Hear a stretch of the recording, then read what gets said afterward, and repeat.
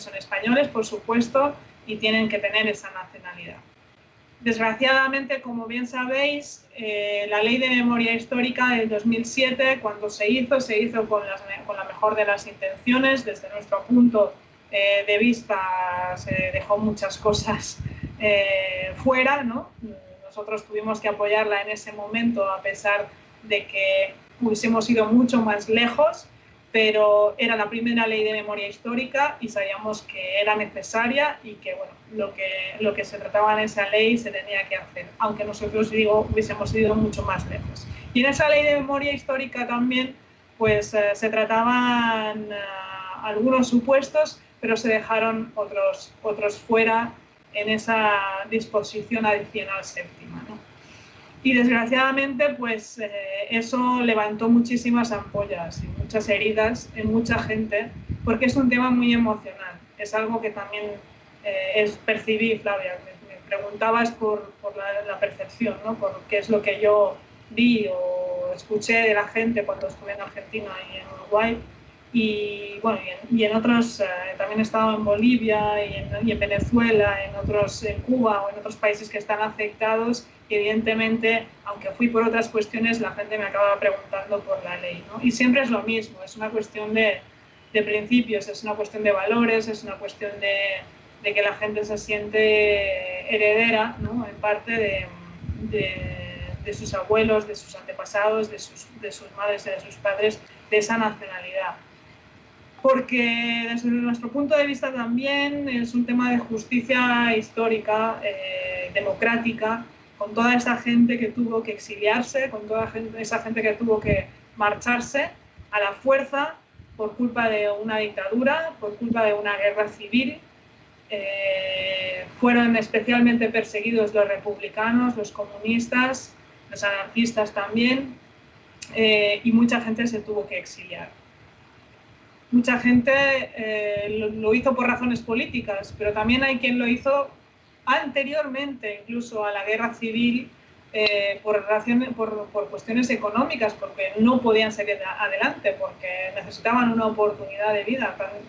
Esos movimientos humanos que se han dado siempre a lo largo de la historia y que han sido muy necesarios y que han ayudado siempre a desarrollar nuestras sociedades.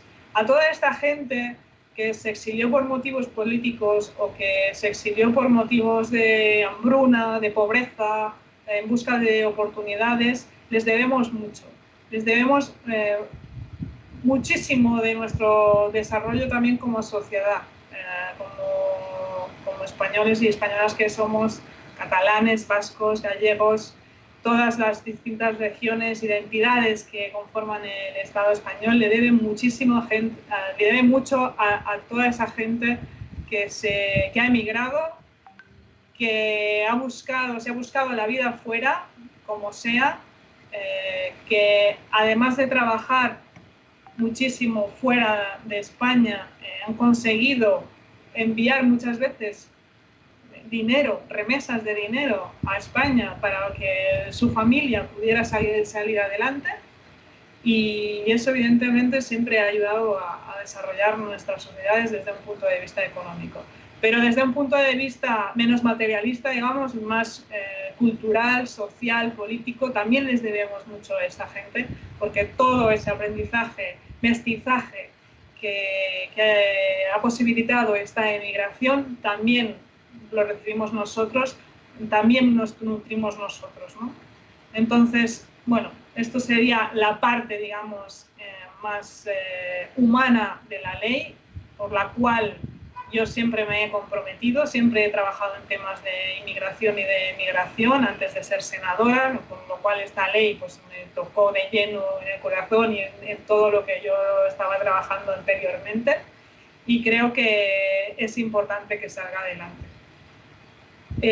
Como sabéis, en esta ley se recogen 4 supuestos que no recogían ni la Ley de Memoria Histórica ni el Código Civil. Son los nietos y nietas de las mujeres españolas que se casaban con extranjeros y que perdían la nacionalidad por el hecho de ser mujeres antes de la Constitución de 1978. O sea, es un tema de género y no podemos permitir de ninguna de las maneras que los descendientes de estas mujeres no puedan tener la nacionalidad por el hecho de ser mujeres, repito.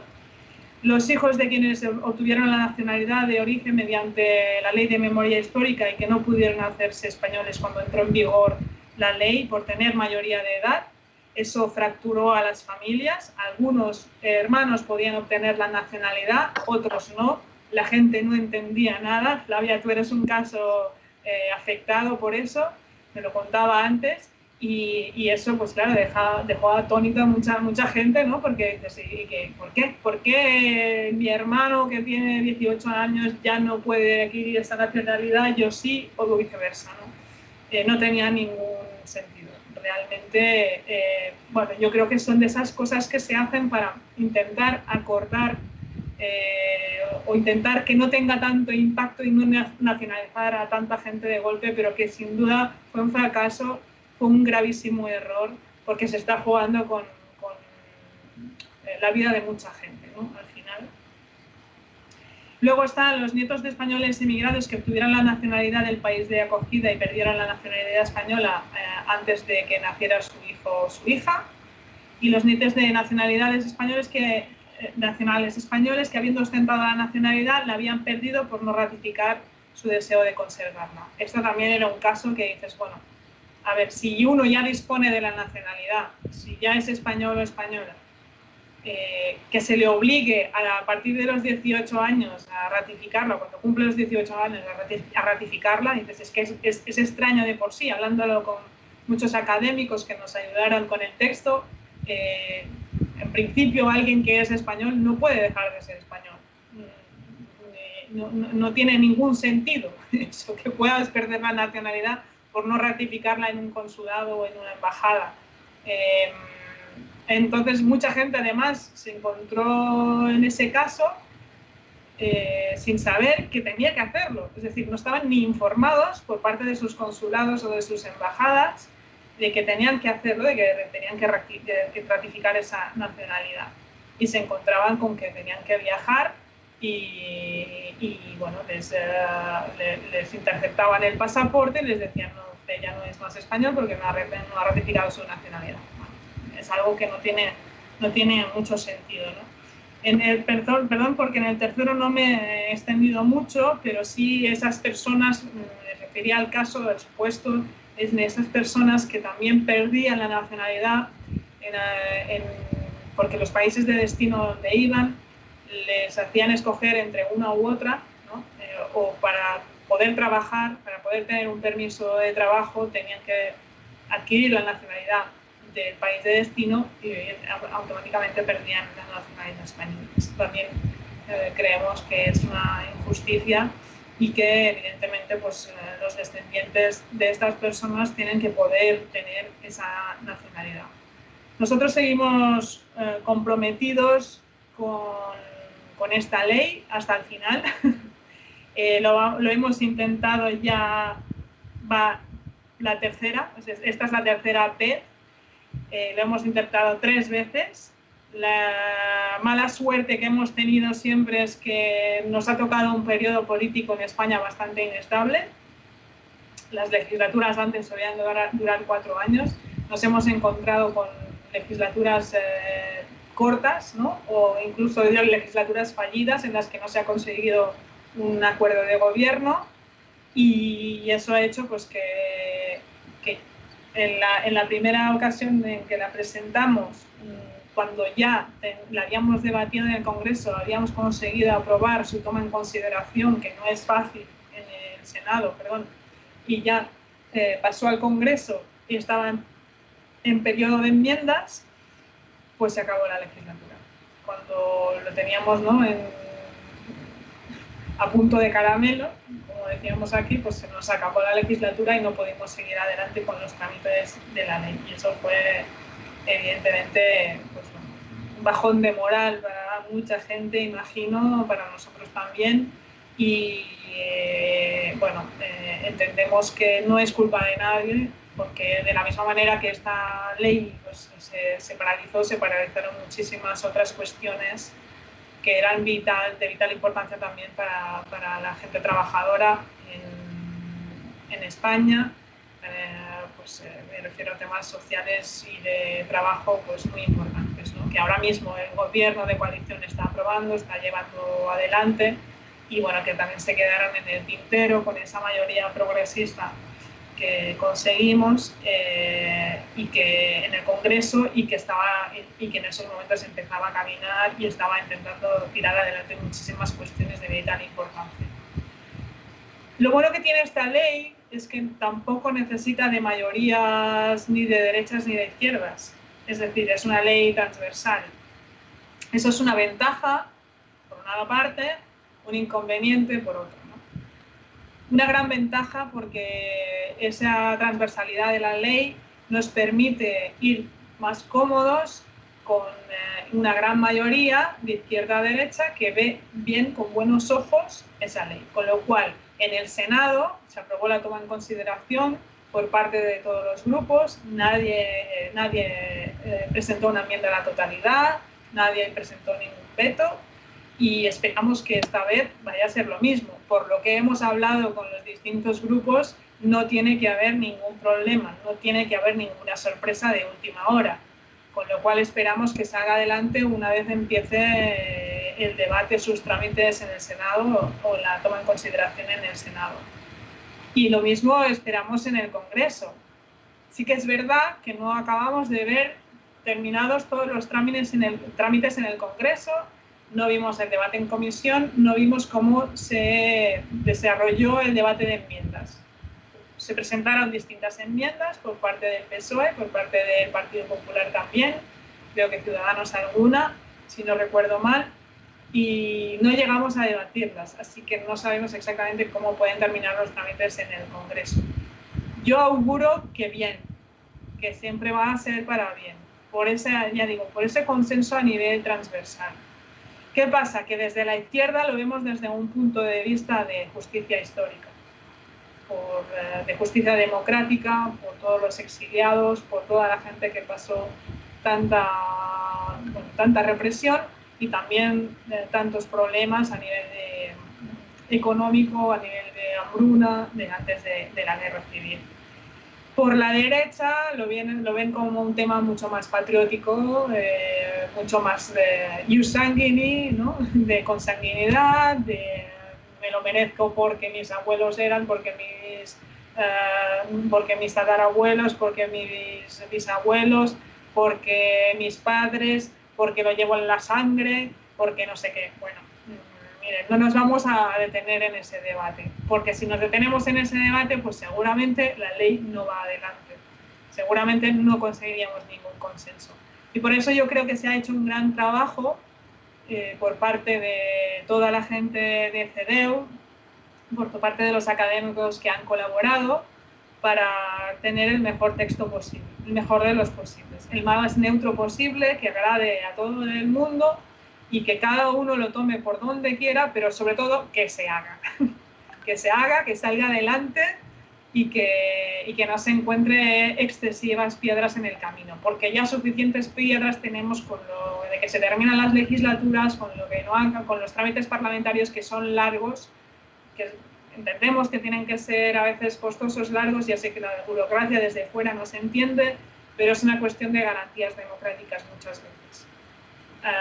Bueno, tenemos que tener garantías democráticas y tenemos que saber poder controlar, fiscalizar todos los trámites para ver que todo el mundo tiene derecho a estudiar la ley, a enmendarla, a presentar vetos, no presentar vetos, etcétera, etcétera, ¿no? Y luego pues también hay una cuestión de orden, de cupos en el Senado y en el Congreso, que cada grupo, según su tamaño, tiene cupos para presentar tantas iniciativas o más o menos iniciativas, ¿no? Según el tamaño que tienes de grupo, evidentemente. Nosotros somos un grupo pequeño de solo 6 senadores, pero los tengo a todos convencidos de que esta tiene que ser la primera ley que tenemos que presentar, no hay duda de eso, y que es el primer cupo que vamos a gastar. Y si no nos toca otro cupo hasta el año que viene o hasta la legislatura que viene, pues mala suerte. Pero esta ley es la que tiene que salir adelante y lo tenemos clarísimo. Nuestro compromiso está intacto y bueno, espero poder escuchar todas vuestras aportaciones. No sé si me voy a poder quedar para todo el debate, aunque me parecería interesantísimo poder estar ahí y escuchar todas las preguntas y aportaciones. Voy a intentar a ver si, no sé si, bueno, después lo voy a poder recoger también, si no lo puedo ver ahora, seguro que lo voy a poder ver más tarde. Así que, nada, es que tengo un bebé pequeño de 5 meses y medio y ella también tiene sus necesidades. Aquí son ya las 8:30 de la tarde, bueno, así que no sé si voy a poder quedarme en todo el debate, pero bueno, me encantaría. Gracias por haberme invitado de todas maneras. Y ahora ya con muchas ganas de escuchar a Edu, que él es uno de los principales promotores y que él fue uno de los que me vino a ver para decir, Sara, hay que tirar esa ley para adelante. Estaba mucho antes que yo con esta ley y es de justicia que se le merezca, que se le reconozca todo el mérito que tiene por también insistencia de que estas leyes salgan adelante.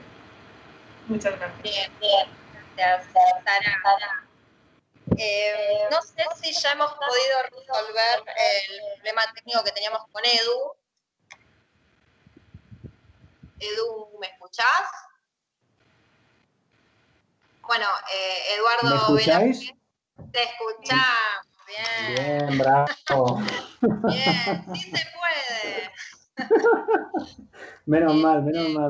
Sí, bueno, sí, Eduardo genial. Velázquez es coportavoz y coordinador de Izquierda Unida en el exterior. Como recién decía Sara, él ejerció muchísima militancia para que salga adelante esta ley, y como yo decía en la introducción, que vi los mensajitos de que no se había escuchado muy bien, Eduardo y Sara vinieron a Buenos Aires, hicieron una pequeña gira latinoamericana respecto a esta ley de descendientes, y yo me acuerdo que los conocí a ellos ahí en el Centro Cultural Betanzos de Buenos Aires. Y bueno, también rescatando un poco lo que venía diciendo Sara, como coordinadora de Podemos en Buenos Aires, vale recordar que esta deuda histórica, esta nueva ley de nacionalidad, formó parte del compromiso de coalición de gobierno. Y bueno, le dejamos el micrófono abierto a Edu para que nos cuente qué experiencias se llevó el de acá cuando vino en diciembre del 2018. Y te escuchamos, Edu. Muy bien, muchas gracias, Flavia. Bueno, en primer lugar, agradecer a la Lorca, a Podemos Argentina y a la Asamblea de Izquierda Unida en Buenos Aires por habernos invitado a este conversatorio, a Sara y a mí. Bueno, Sara ha dicho muchas cosas ya. Yo tampoco voy a añadir mucho más en lo que se refiere a la tramitación de la ley, a la historia que ha tenido, que como ella ha comentado ha sido bastante tortuosa, ¿no? Como ya he dicho, pues ha entrado en un periodo bastante inestable políticamente en España. Hemos tenido muchísimas elecciones en muy poco tiempo. El año pasado, en un mismo año, tuvimos 2 elecciones generales en el mismo año. Esto es un hecho totalmente anómalo y, bueno, pues es una coyuntura con la que hay que contar, ¿no? Y que explica por qué está tardando tanto en aprobarse, básicamente. Comentabas, Flavia, que efectivamente en diciembre de 2018 estábamos Sara y yo en Buenos Aires y en Montevideo presentando la ley. Ha pasado 1 año y medio desde entonces. A mí me gustaría que no fuera una repetición de la jugada, ¿no? O sea, que no comentáramos lo mismo que comentamos hace 1 año y medio. La situación ha cambiado. Podemos comentar alguna cosa nueva y, sobre todo, yo creo que igual también nuestro deber ahora es más bien, pues escuchar a los descendientes, ver cómo están viviendo ellos este proceso.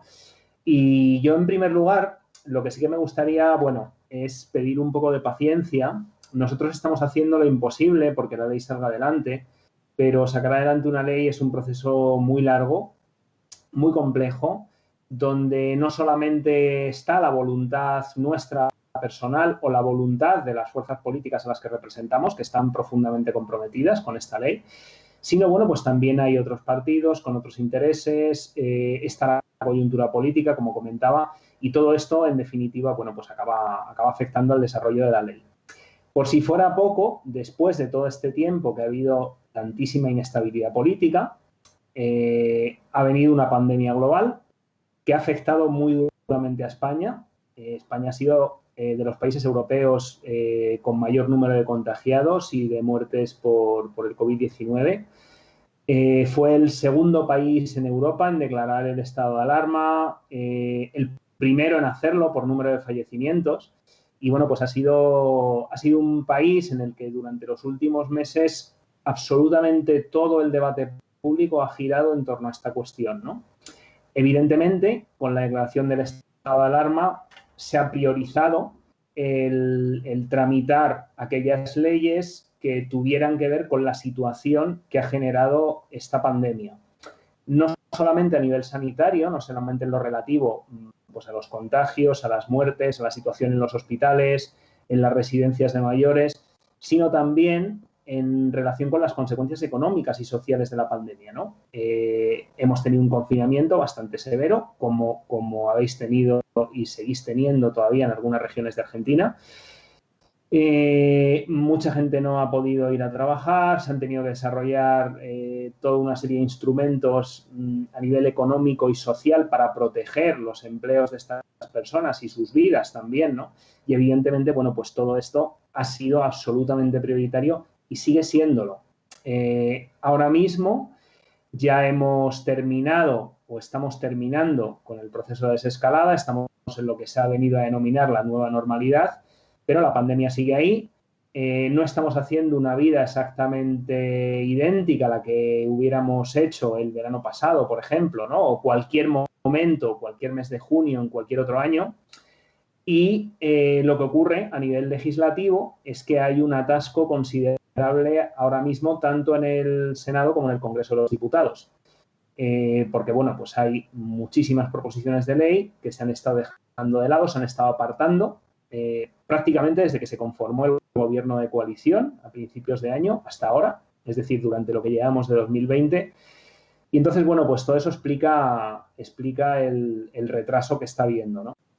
Yo entiendo que, bueno, pues entiendo que la gente está nerviosa, entiendo a veces que, bueno, pues que es difícil, ¿no?, exigir paciencia durante tantos años, pero no queda otra. O sea, la situación es la que es. 2019 fue un año de inestabilidad tremendo políticamente. La ley se pudo haber aprobado antes de abril del año pasado, pero no sé, el gobierno de Pedro Sánchez en solitario no logró sacar los presupuestos generales del Estado, hubo que ir a elecciones, luego no se conformó gobierno, hubo que ir a elecciones en noviembre y, bueno, pues así se pasó el 2019 entero. Y lo que llevamos de 2020 se ha pasado con la pandemia, ¿no?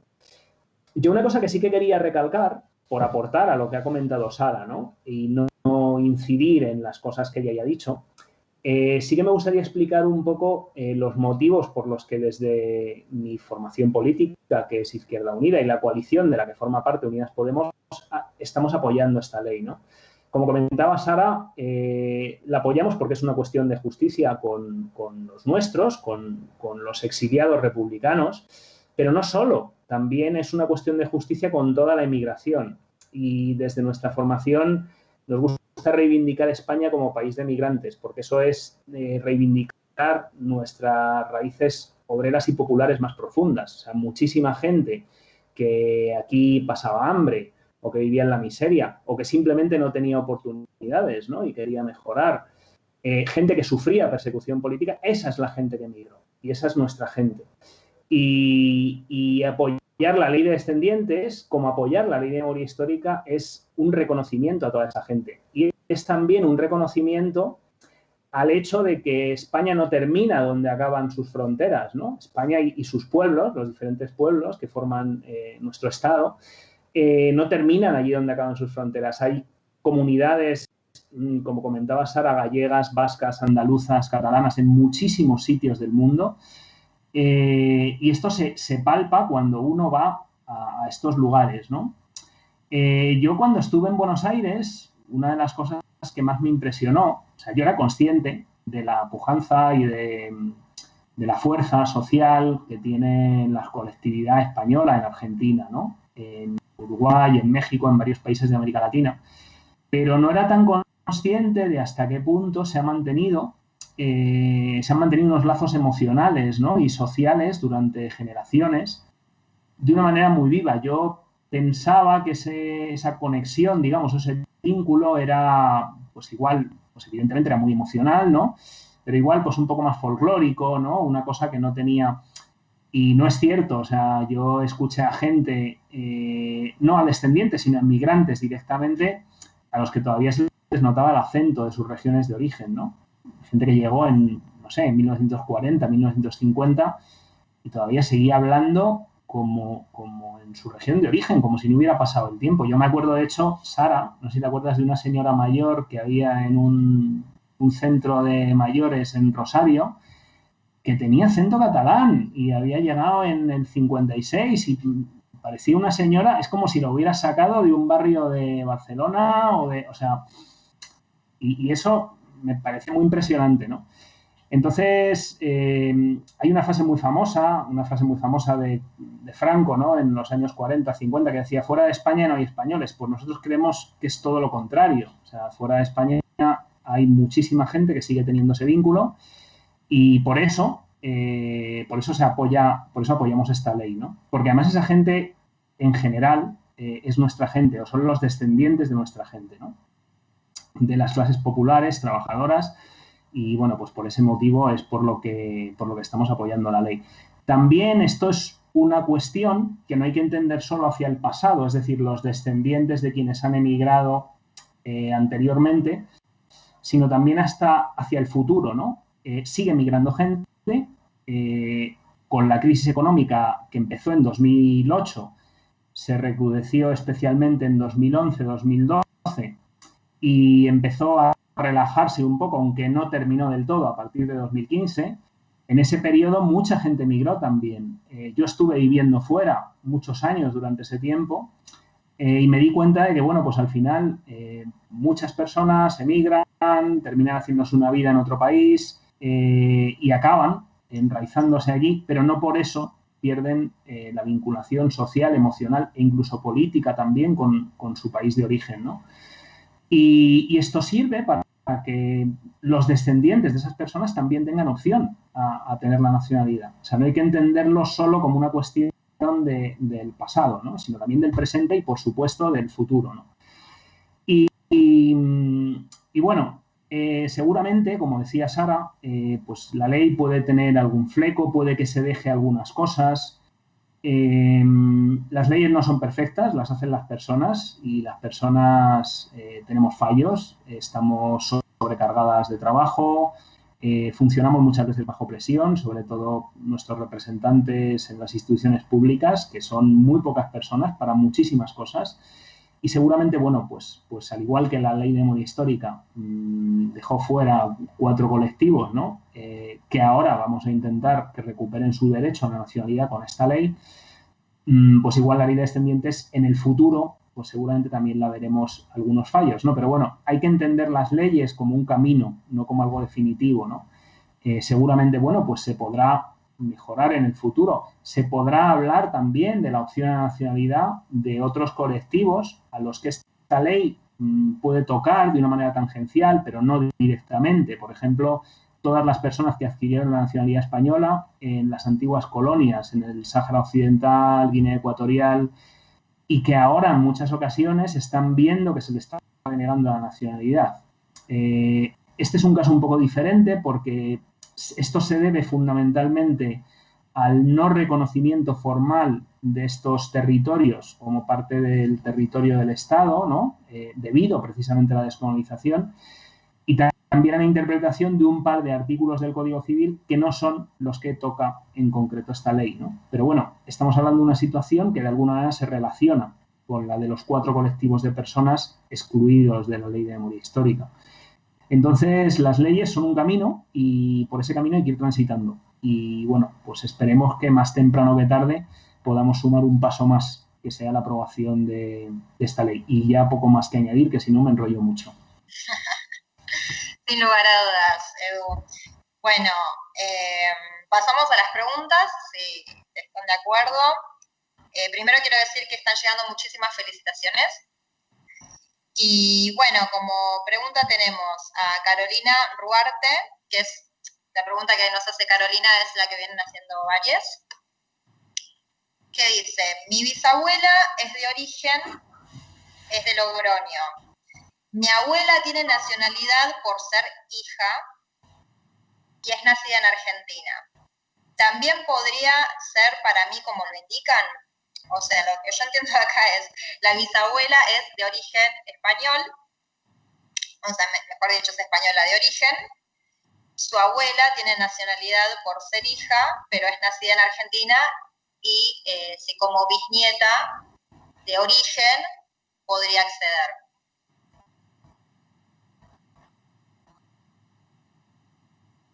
¿Se entendió? ¿Hola?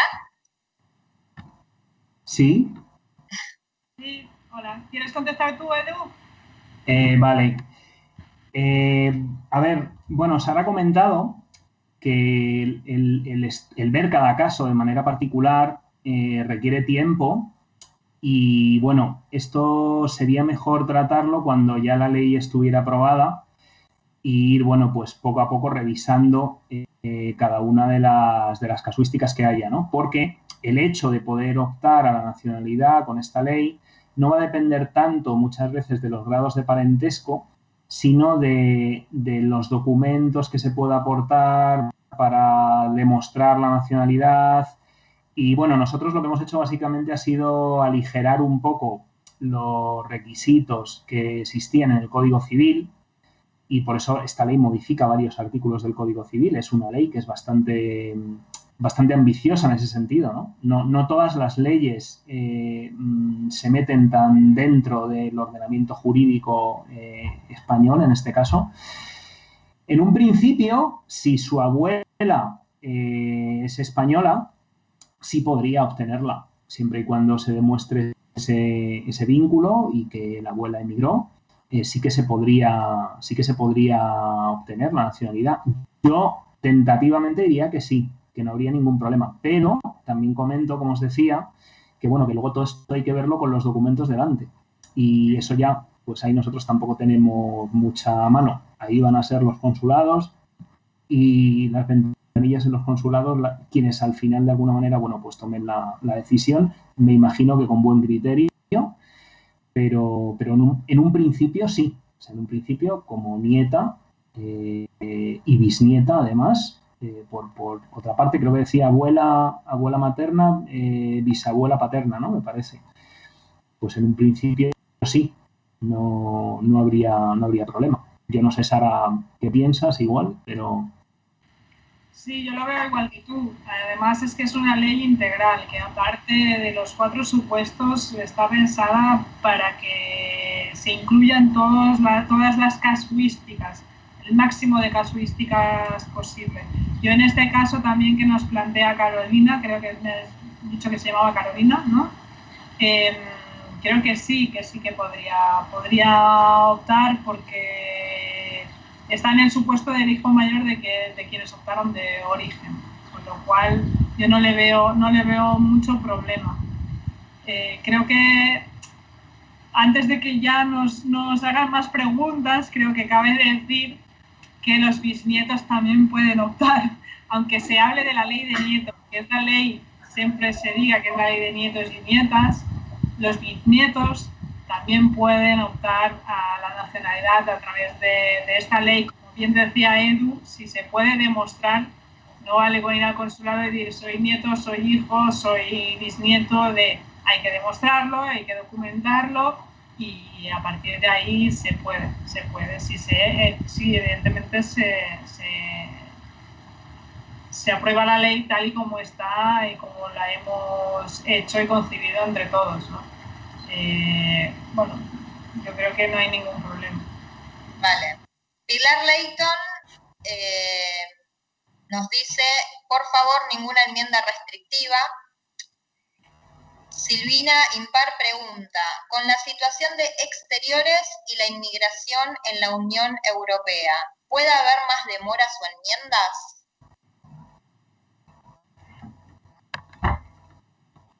¿Sobre qué? La Unión Europea, no he entendido la parte de la Unión Europea. Con la situación de exteriores y la inmigración en la Unión Europea, ¿puede haber más demoras o enmiendas? No entiendo muy bien la relación entre Sí, una yo creo que igual quiere decir que si en la Unión Europea se están aprobando políticas restrictivas de la inmigración, que igual puede afectarles a ellos. Se entiende que si son nacionalizados no son inmigrantes. Yo creo que no, exactamente. Yo creo que no. Son dos cuestiones totalmente distintas. Mientras no sean nacionalizados, evidentemente sí lo son. Pero una vez ya obtengan la nacionalidad, no son inmigrantes, son españoles. Pueden circular libremente por España y por todo el Estado Schengen. Sí, exactamente. Yo creo que no les afectaría porque una vez que tuvieran la nacionalidad, ellos son españoles. Entonces no es un inmigrante, es una persona que tiene nacionalidad, tiene pasaporte y es considerado un ciudadano español. Entonces no tendría por qué afectar este tipo de leyes. Igual lo que sí que ocurre, y eso, bueno, aprovecho para comentarlo, además aquí que estamos charlando sobre este tema, nosotros nos hemos encontrado dos reparos contra esta ley, digamos, ¿no? A derecha e izquierda, ¿no? A la izquierda, bueno, pues está a veces el tema de esto es un tema muy nacionalista, patriótico, que no tiene tanto que ver con los derechos de la migración o con el exilio, cosa que no es verdad, o sea, se puede ver con esa lectura, es cierto, ¿no? Pero no es así. O sea, con esta ley el exilio republicano va a estar absolutamente cubierto, ¿no? O sea, y por eso también la estamos apoyando y muchísima gente. Y luego a derecha, entre las bases de muchos partidos de derechas, bueno, en redes sobre todo se leen comentarios de se nos va a llenar esto de sudamericanos y... Porque, bueno, de alguna manera, pues identifican que la gente que va a optar a la nacionalidad con esta ley, pues es gente de América Latina y como en la cabeza de muchas personas, bueno, pues América Latina son países más pobres, pues nos van a venir los pobres, ¿no? Esto es curioso porque se aprobó una ley que concedió la nacionalidad a los descendientes de los sefardíes, que dejaron España en el siglo XVI, finales del siglo XV, y con los requisitos para obtener la nacionalidad eran muchísimo más laxos y mucho más ambiguos, ¿no? O sea, era una ley que jurídicamente estaba infinitamente menos trabajada que esta. Y sin embargo nadie puso problemas desde ese lado, ¿no? Porque, bueno, pues se supone que no son israelíes y entonces son ricos, ¿no? Entonces, bueno, que vengan los ricos no hay problema, pero que vengan los supuestos pobres, que tampoco es así, porque muchos descendientes, pues tampoco es gente pobre, ¿no? O sea, hay gente que tendrá una situación económica más difícil y otra gente que no, pero bueno, no... Pero bueno, pues está ese prejuicio, pero yo creo sinceramente que no tiene por qué afectar. No creo que haya ningún problema a nivel legal, me refiero. Bien. Bueno, con respecto a esto que decías, Edu, que mencionabas de América Latina, nos escriben en las redes descendientes que se beneficiarían con este cambio de ley de Uruguay, Argentina, por supuesto, Cuba, Venezuela, México, Chile, República Dominicana y Brasil.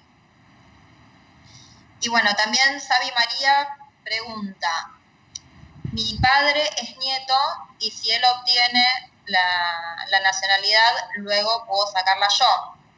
Entiendo que es la misma pregunta que venían de si sos bisnieto, si podés acceder. Con lo cual, en este caso, podría acceder perfectamente a la nacionalidad, entiendo yo. Bien. Flor pregunta, ¿qué papeles debería presentar? No estamos en ese momento todavía. Ya, tampoco sabemos cuál es su caso, pero primero vamos a probar lo más importante, que es el gran grueso de la ley, y a partir de aquí hay que desarrollar un reglamento, evidentemente. Hay que ver qué documentos, eso ya es cuestión del gobierno, ¿no? Necesita para justificar. Yo sí que, de todas formas, a la gente que nos está escuchando le daría un consejo y es que, aunque todavía la ley queda para que se apruebe, ¿no? O sea, aunque ahora en el Senado vuelva otra vez, pero bueno, hasta que la veamos aprobada, pues va a tener, luego tiene que ir al Congreso, va a llevar un trámite. Yo a la gente le diría que vaya revisando todos los documentos que tenga y que demuestren ese vínculo. Sí que es cierto que sí, claro, eso no es así, o sea, es normal que se pidan documentos, ¿no? Porque al final, bueno, pues lo otro sería simplemente pues un reparto a lo loco de pasaportes y eso generaría muchísima inseguridad jurídica, sería un agravio comparativo para la gente que sí que es descendiente de verdad y bueno, pues no, esto no es, como ya digo, nos vamos a poner aquí a repartir pasaportes, ¿no? O sea, hacemos esto por una cuestión de justicia, por unos vínculos históricos y por las cuestiones que hemos comentado.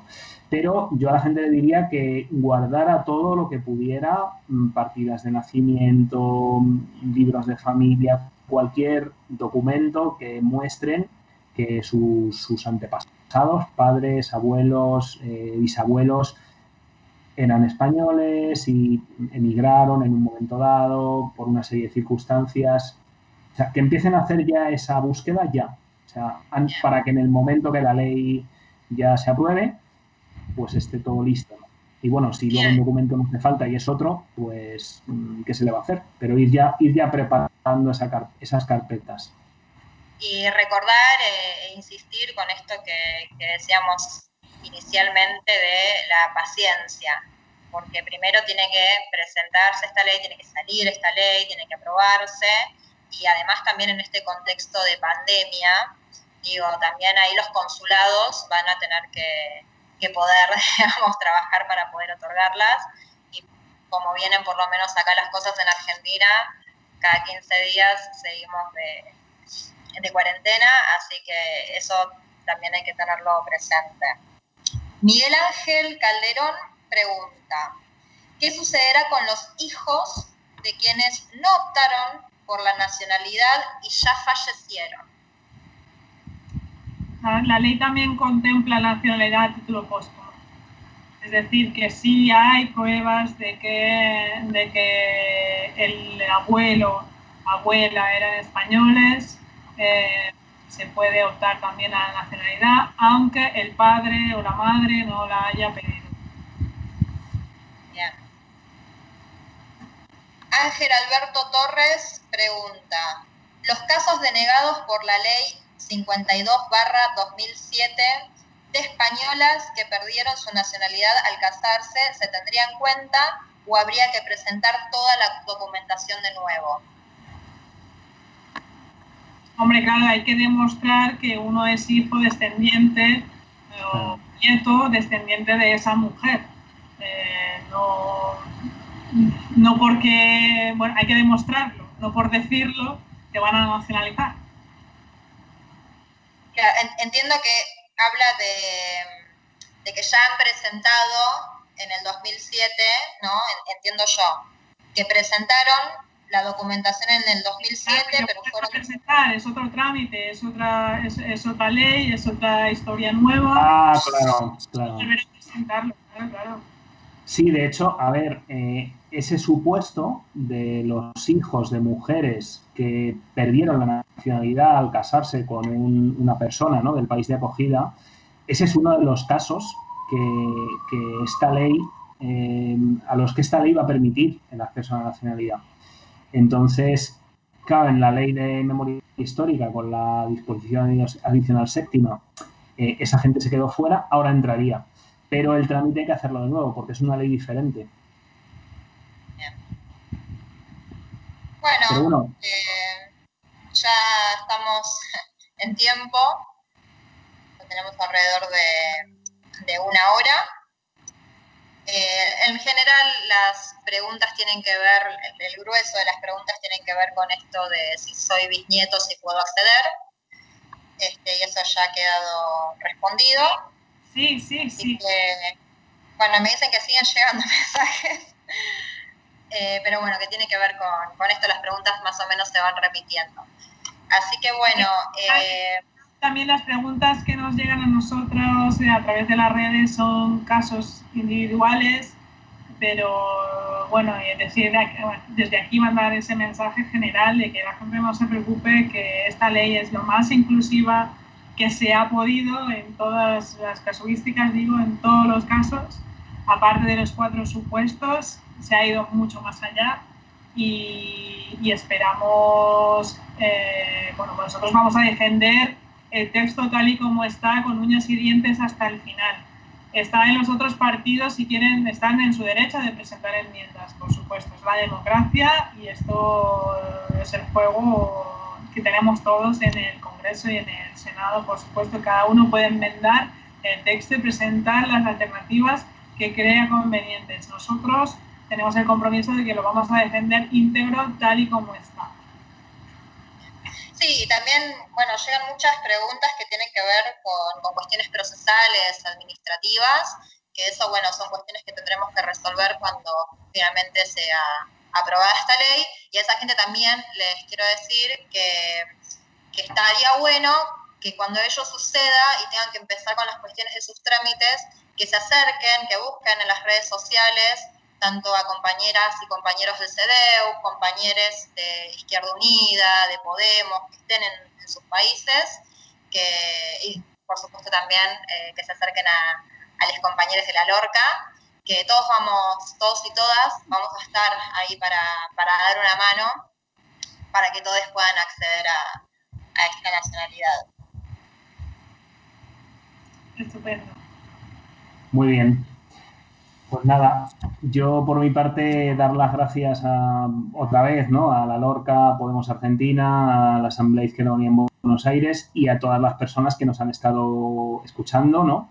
Y bueno, pues incidir una vez más en que bueno, pues está siendo muy pesado. Nosotros entendemos que no es fácil, que ya son muchos años y la gente pues tiene derecho a que esto se tramite de una vez porque ya está muy avanzado, ¿no? Y porque las cuestiones que afectan a la inmigración o a los descendientes de la inmigración son un problema y son una cuestión de todos, ¿no? Pero bueno, que las cosas llevan su tiempo, como comentábamos, ¿no? Hay un atasco de proposiciones de ley enormes a raíz del coronavirus y de todo lo que la pandemia ha llevado y bueno, pues lo antes que podamos vamos a tratar de sacar esto adelante, ¿de acuerdo? O sea, por nosotros no va a faltar, desde luego. Vale, bueno, muchísimas gracias a ambos. Vale. No, yo quería agradecerles a ambos por el compromiso, por la dedicación y por seguir tirando para adelante con esta demanda, con este derecho social tan importante para nuestros compatriotas, ese reconocimiento. Muchas gracias a todos, a todas y a todos, los que están escuchándonos y los que nos han invitado y evidentemente, pues bueno, adelante con esta ley y que no bajen los ánimos a pesar del coronavirus. También, evidentemente, hacer llegar las condolencias a los familiares, allegados, de toda la gente que ha perdido a alguien. Mucha fuerza en todo lo que nos queda para salir de esta pandemia, de esta crisis global. Yo creo que aquí en España tenemos mucho y también en Argentina se están haciendo las cosas bien políticamente y no quería dejar de decirlo y creo que estamos ahora siendo más que nunca útiles para la clase trabajadora y espero que esto pueda seguir así por muchos años porque se necesitamos salir de esta crisis muy fortalecidas y sin dejar a nadie atrás. Y esta ley también intenta no dejar a nadie atrás en cuestión de nacionalidad, el reconocimiento de la nacionalidad de todos los descendientes. Bueno, muchas gracias. Gracias. Muchas gracias a vosotros y a vosotras. Chao.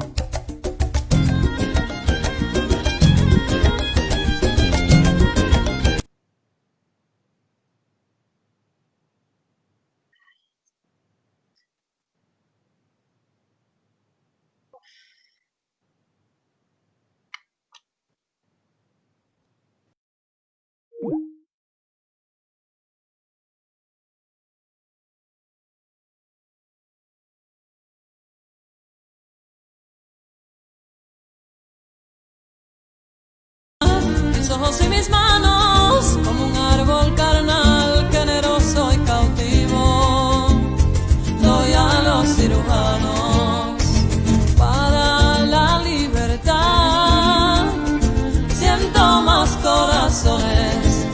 apenas en mi pecho, dan espuma mis venas, entro en los hospitales y entro en los algodones, como en las asociaciones